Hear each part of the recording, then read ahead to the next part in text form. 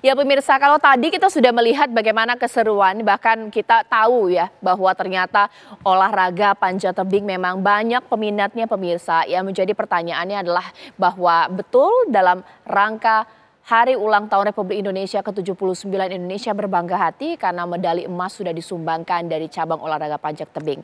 Tapi kita juga tahu bahwa perjuangan mereka hingga akhirnya memperoleh emas dalam Olimpiade Paris 2024 itu pasti tidak mudah pemirsa.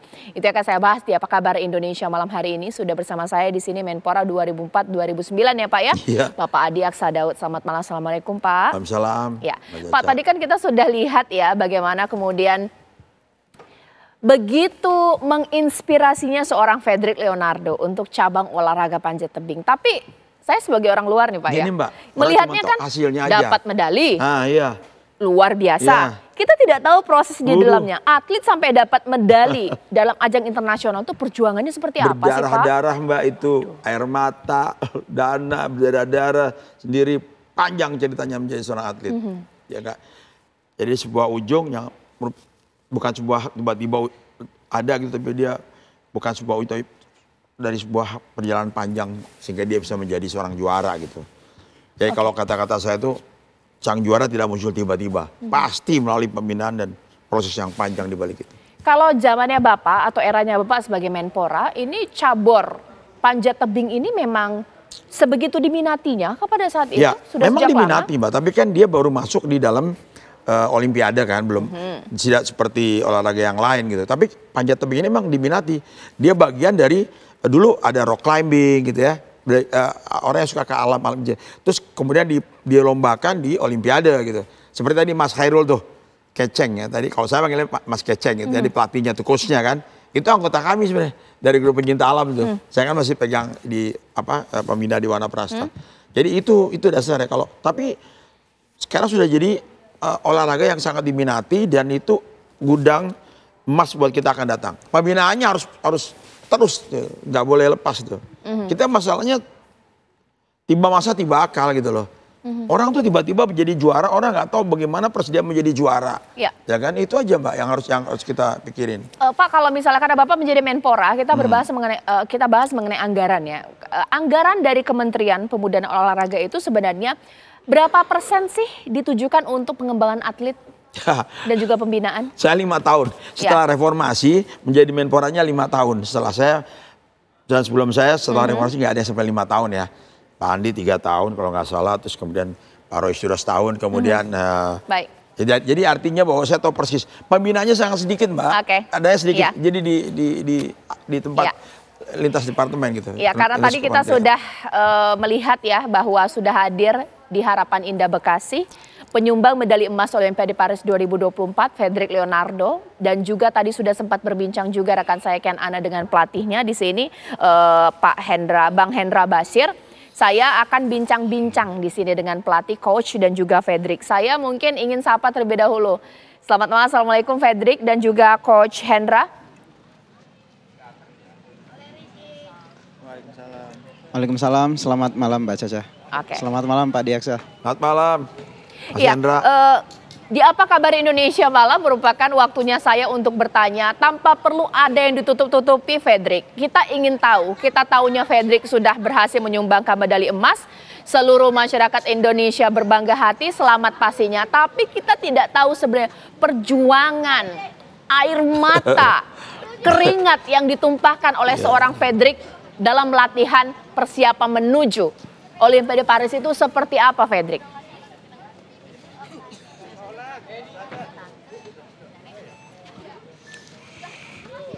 Ya, untuk persiapan memang kita harus cukup lama. Kita memang fokus mempersiapkan untuk Olimpiade Paris 2024. Kita udah berproses untuk di Platnas kita sekitar tahun 2020 dan itu nggak mudah. Banyak sekali rintangan dan juga tantangan waktu itu.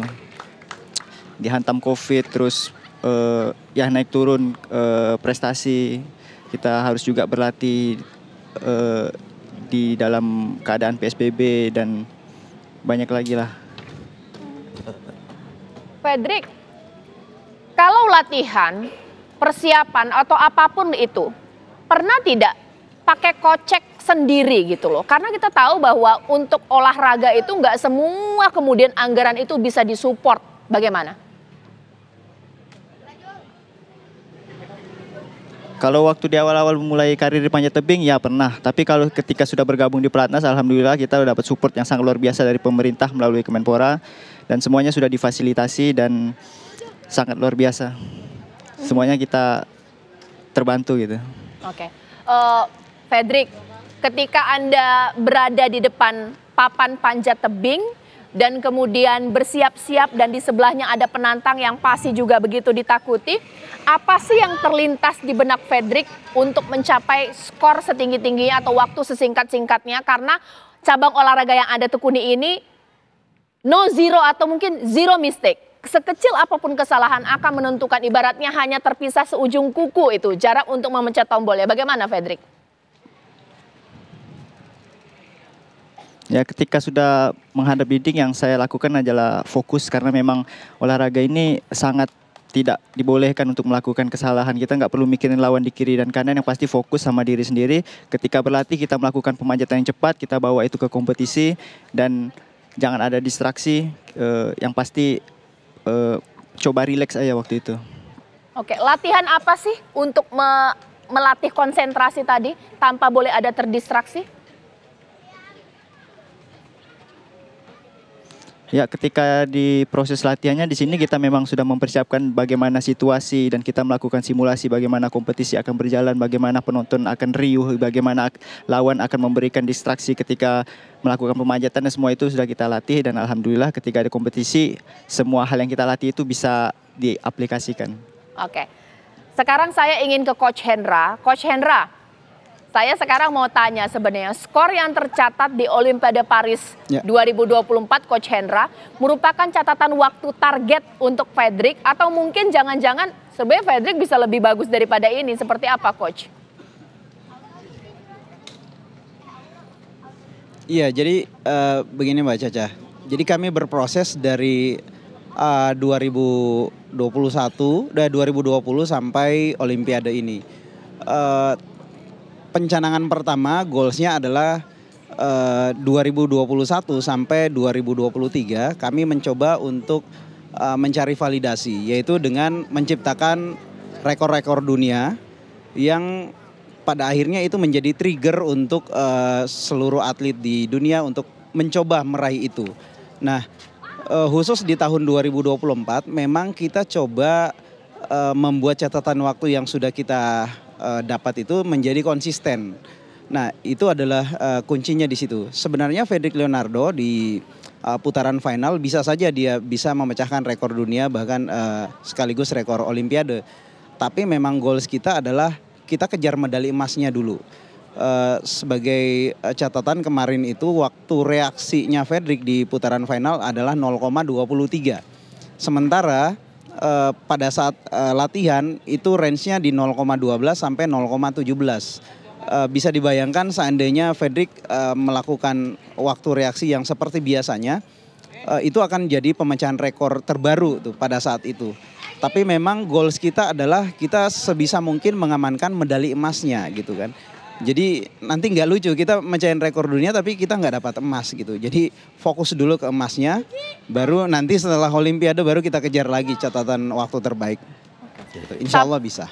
Sampai seperti itu juga sudah ada program atau mungkin rancangannya ya Coach ya. Coach, sekarang bolehlah cerita di balik seorang Fedrik Leonardo. Ini Fedrik di mata Coach ini seperti apa? Pernah diomelin nggak sih Coach?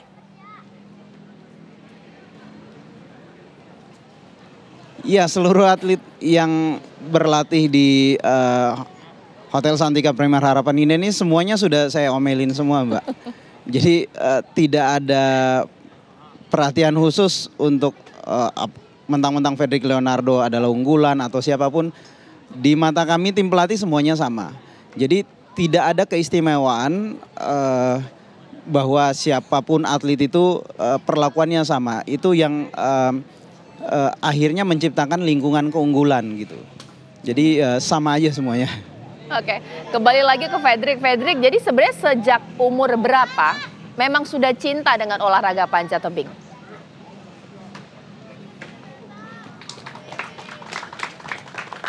Saya kenal panjat tebing ketika SMA kelas 1, waktu itu usia sekitar 17 tahunan. Dan itu kenalnya melalui organisasi pecinta alam ekstrakurikuler yang ada di sekolah. Oke. Nah, Fredrik, tempat latihan panjat tebing yang Fredrik setiap hari latihan ya, apakah memang semuanya sudah berstandar internasional? Karena ini juga paling penting, karena pernah ada catatan bahwa inginnya ada banyak sekali tebing-tebing yang boleh dipanjat para atlet, tapi semuanya standar internasional, Fredrik. Ya, kalau untuk wall yang ada sekarang ini sudah standar menurut saya dan memang layak untuk dipakai berlatih maupun bertanding, dan ini sudah lebih dari cukup untuk seluruh kegiatan berlatih. Tapi untuk Dan wilayah Indonesia lainnya? juga sekarang sudah banyak wall-wall yang berstandar. Kalau untuk wilayah lainnya mungkin lebih banyak yang berada di Pulau Jawa ya, dan beberapa di daerah Sumatera itu memang sudah punya standar internasional dan memang layak untuk dijadikan tempat berlatih maupun bertanding skala internasional. Baik, itulah nanti saya akan tanyakan, ditahan dulu Fredrik, bahwa ternyata kita harus memposisikan, ini kan semua mata kan ditujukan ya Pak Adiaksa bahwa cabang olahraga panjat tebing ini akan menjadi yang paling prestisius dan juga favorit pastinya. Iya. Tapi masalahnya tempat latihannya sudah sesuai dengan standar internasional, tidak hanya terpusat Pulau Jawa, tapi seluruh di wilayah Indonesia. Sesaat lagi di Apa Kabar Indonesia Malam. Dari atlet kita nih, Fredrik Leonardo mengatakan, ya kalau di Pulau Jawa ini untuk dinding panjat tebing semua sudah berstandar internasional. Tapi tidak Nggak untuk semua juga, Mbak. ya juga ya, Nah, mungkin enggak ya lah. bagus lah ya. Enggak, wall Nah ini bagaimana? Ya Mbak, kalau panjat tebing ya kita bicara Ya. kalau panjat tebing itu wallnya. Terus itu kan ada karmantel, ada karabiner, ada seat harness, itu mahal Mbak kalau yang standar. Mesti Mas Basri ya, Iya. Mas Hendra Basir itu tahu persis itu. Jadi kalau menurut saya saya kan ini baju saya pakai ini kan saya pencinta alam dulu tahun di sama TV One sama-sama naik gunung ke Mont Blanc di Prancis kan waktu Itu tugas siapa sih Pak untuk memberikan perhatian dan juga pemerintah. budget untuk Kalau itu? sarana prasarana pemerintah Mbak, itu harus pemerintah. Kayak saya mohon maaf nih dengan segala hormat, dulu kami susah cari anggaran untuk dapat medali emas saja. Kantor kami pada zaman saya dengan Pak Wafid Muharam, sesmen saya tuh, sampai kita nongkrong depan BRI sebagai menteri nih, pakai lambang menteri untuk minta CSR. BRI waktu di Sofian Basir 4 miliar lebih itu bagi 200 juta per kepala per medali emas waktu itu. Sekarang alhamdulillah dapat 6 miliar. Ya kan? Artinya saya mengapresiasi ini pemerintahan sekarang, alhamdulillah apresiasinya itu besar terhadap olahraga ya kan. Ya. Nah, lebih bagus lagi kalau ke depan pemerintahan itu ada kementerian olahraga yang khusus. Sehingga dia fokus kalau pemuda itu, saya dari pemuda dari KNPI. Pemuda itu bukan kategori politik, Mbak. Dia kategori sosial. Jadi ada di Tagana, di Departemen Sosial, di mana-mana. Itu biar aja mereka di sana. Nanti wadah KNPI, wadah berhimpun buat kategori politik. Tapi olahraga, kembalikan ke zaman Mauladi dulu. Dia Menteri Kementerian Olahraga, sarana prasarana dia perhatikan, dan anggarannya diberikan terfokus pada dia. Nah ini yang ini harapannya. Dan saya luar biasa terus terang aja kayak Fredrik ya, dapat 6 miliar tuh alhamdulillah. Mungkin atlet-atlet yang dulu zaman saya, wah kalau tau gini gue, ya kan saya ikut zaman sekarang aja gitu, udah keburu tua kan gitu. Beda ya. Iya, beda. Ya. Dulu kita siapin Mbak rumah, kasih rumah atlet, ada. Terus jadikan karyawan pegawai negeri. Ada waktu zaman saya 10 orang jadi pegawai negeri, sekarang ada juga diteruskan. Nah ini yang kayak gini ini supaya orang-orang itu dia senang jadi atlet, seperti di China. Ini satu lagi Mbak, saya mau kasih tahu ya. Yang namanya atlet tadi, dia kan berdarah-darah dari muda. Nggak mungkin tiba-tiba, sang juara tidak muncul tiba-tiba. Sang juara pasti melalui pembinaan sejak usia belia, dan ada pelatih pembina ikhlas buat negara. Di Cina ya, ada pemain basket, namanya Yao Ziyuan. Ya, baik. Dia kawin sama Fendi Fang itu perempuan. Ini tinggi-tinggi semua. Dikawin oleh pemerintah, punya anak yang namanya Yao Ming, dibina sampai akhirnya dia masuk di NBA. Jadi sejak dari lahir, anak umur 5 tahun kayak gitu.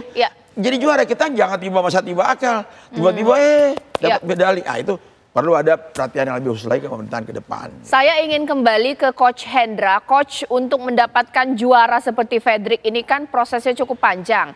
Nah, dalam pembibitan dan juga pembinaan untuk cabang olahraga panjat tebing, apa saja sih yang seharusnya itu lebih dicukupkan lagi, diberikan perhatian lagi? Apa saja, Coach?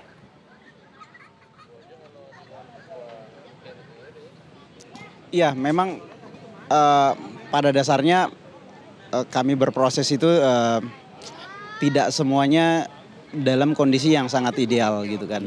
Tetapi khusus di Federasi Panjat Tebing Indonesia sendiri, saya mengalami 3 periode kepengurusan ketua umum yang notabene bisa dibilang mereka bertiga itu sangat royal untuk membantu segala kebutuhan khususnya di tim nasional gitu kan.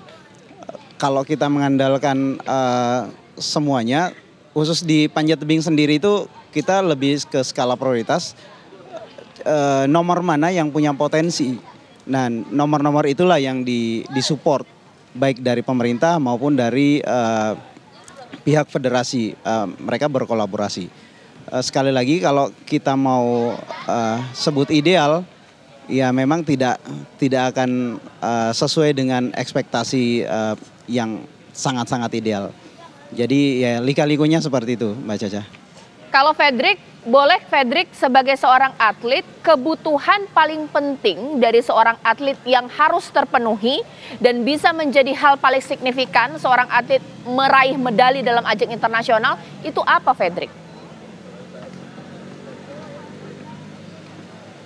Ada banyak hal ya, salah satunya seperti fasilitas latihan, kemudian pelatih gitu yang bisa memfasilitasi atlet gitu, bisa menjaga fokus atlet, disiplin, dan bisa memberikan program yang sesuai gitu. Karena memang speed ini kan nomor khusus, jadi harus ditangani oleh orang yang tepat, dan kemudian banyak hal nih yang sangat perlu seperti nutrisi dan juga kompetisi, Mbak. Nutrisi boleh dijelaskan Fredrik, adakah diet khusus yang Fredrik jalani selama mempersiapkan diri bertanding?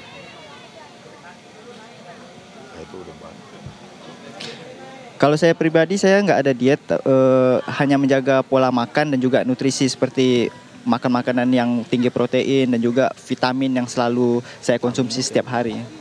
Oke, sekarang saya kembali ke Coach Chandra, karena negara-negara lain juga memposisikan nutrisi ini dalam pembibitan dan juga pembinaan paling penting ya Coach ya. Nah kalau untuk atlet Indonesia ini di bawah asuhan Coach ini seperti apa?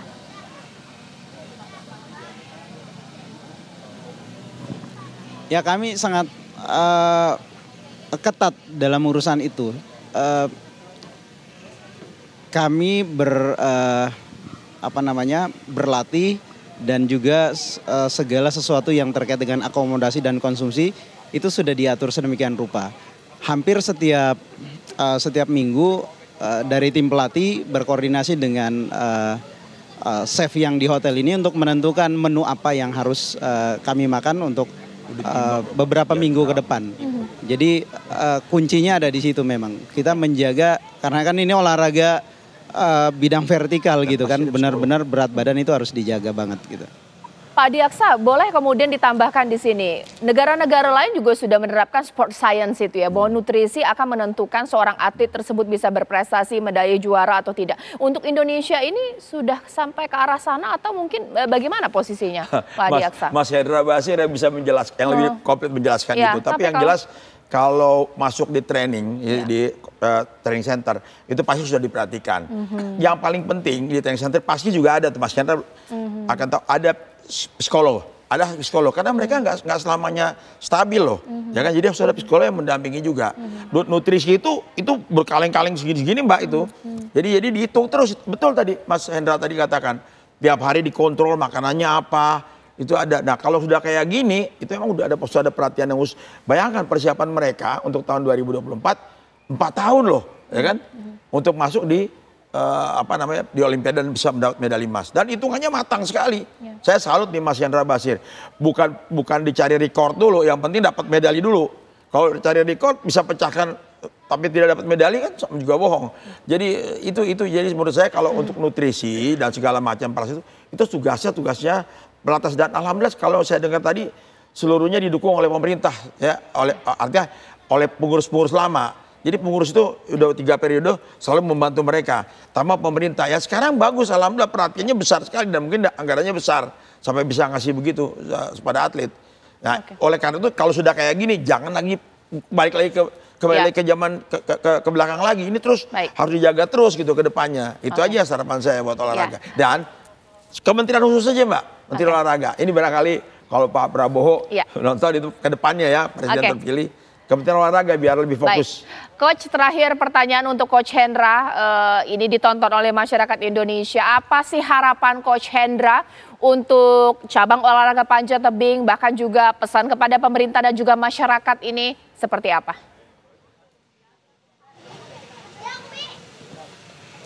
Ya, pertama harapan saya pribadi dan seluruh tim bahwa keberlangsungan ini harus dijaga, supporting sistemnya tetap berjalan karena memang itu yang membuat kami bisa fokus untuk berlatih gitu.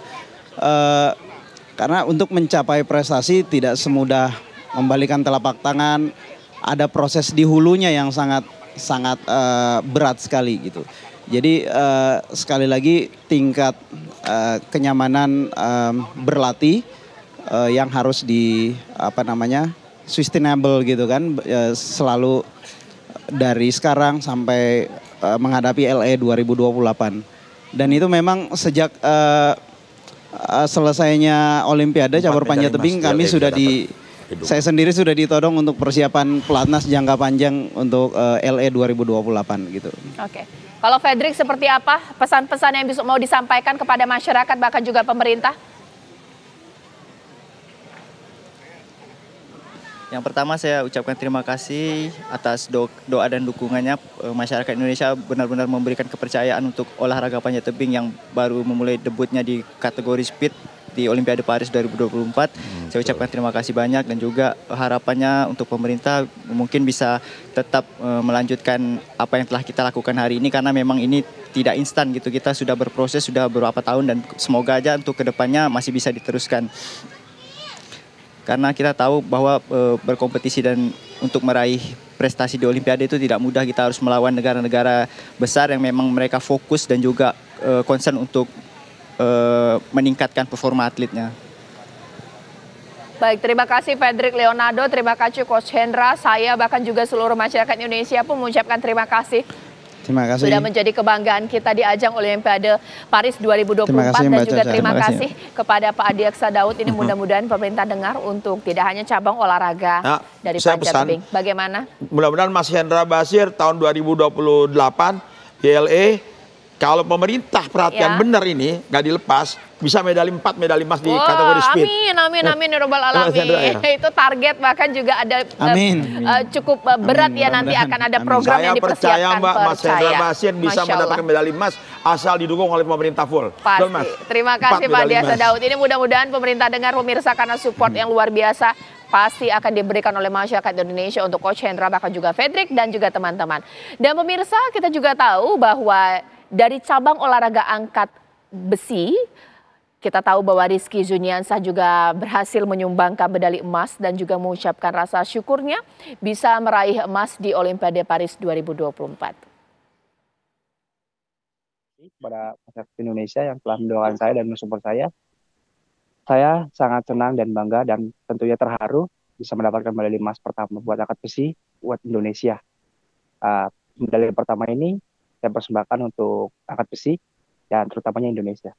Memang kita kemarin sudah kalah 10 kilo snatch-nya oleh China dan saya sudah mulai bergoyang ya, sudah mulai nervous di belakang di tempat pemanasan.